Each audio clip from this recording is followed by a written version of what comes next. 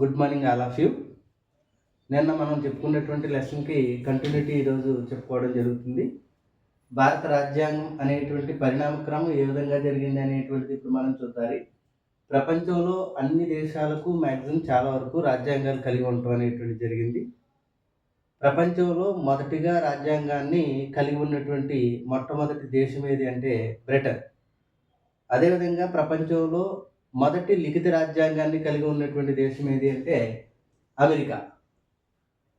ప్రపంచంలో అతిపెద్ద లిఖిత రాజ్యాంగాన్ని కలిగి ఉన్నటువంటి దేశం ఏది అంటే ఇండియా. మరి ఇంత పెద్ద రాజ్యాంగాన్ని మనం రాసుకోవడానికి మనకు లభించినటువంటి రాజ్యాంగ పరిణామక్రమం ఏ విధంగా ఉంది అనేటువంటిది నిశ్చితంగా అబ్జర్వ్ చేసినటువంటి వ్యక్తి, ప్రముఖ వ్యక్తి ఎవరంటే బీసీ రావత్.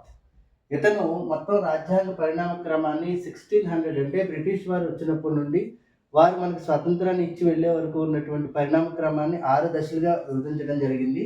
ఆ 6 దశల్లో 1600 to 1773 మొట్టమొదటి భారత రాజ్యాంగ చట్టం జరిగేటువంటి కాలం వరకు కూడా మొదటి స్టేజ్గా తీసుకోవడం జరిగింది.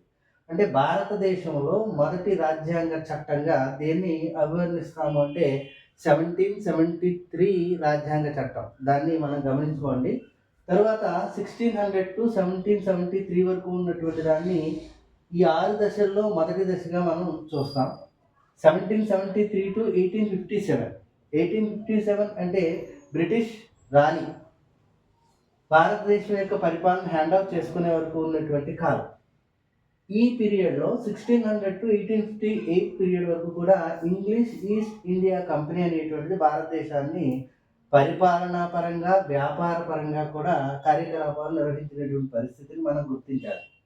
1600 to 1773, 1773 to 1858 ఈ 2 దశలు కూడా ఎవరున్నారు భారతదేశంలో అంటే English east India company.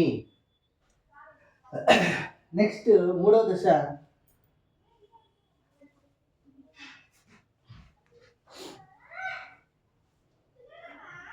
Sorry for inconvenience. 1600 to 1773, 1773 to 1858 ఈ 2 స్టేజ్ల్లో కూడా భారతదేశంలో ఇంగ్లీష్ ఈస్ట్ ఇండియా కంపెనీ అనేటువంటి పరిణామక్రమాన్ని నిర్వహించింది. తర్వాత 1858 to 1909 వరకు ఉన్నటువంటి పీరియడ్ బ్రిటిష్ రాణి లేదా రాజు కాలం స్టార్ట్ అయిపోతుంది. 3వ దశ. 4వ దశ 1909 to 1935 వరకు ఉన్నటువంటి పరిస్థితి. 1935 to 1947 లోపు వరకు ఉన్నటువంటి కాలాన్ని మనం 5వ దశగా చూస్తాం. ఇంకా 6వ దశ 1947 తర్వాత ఉన్నటువంటి కాలాన్ని 6వ దశగా చూస్తాం.